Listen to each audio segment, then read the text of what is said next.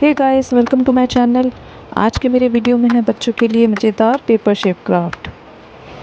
तो चलिए सबसे पहले हम जान लेते हैं बेसिक शेप्स के बारे में, जो कि है सर्कल, हिंदी में वृत्ताकार, स्क्वायर, हिंदी में वर्गाकार, ट्रायंगल, हिंदी में त्रिकोण, रेक्टेंगुलर, हिंदी में आयताकार, ओवल शेप, हिंदी में अंडाकार, हार्ट शेप, हिंदी में दिल का आकार, डायमंड शेप और सबसे लास्ट में स्टार शेप, हिंदी में तारे का आकार। तो चलिए अब इन शेप्स की मदद से हम बनाते हैं ढेर सारे मज़ेदार पेपर शेप क्राफ्ट।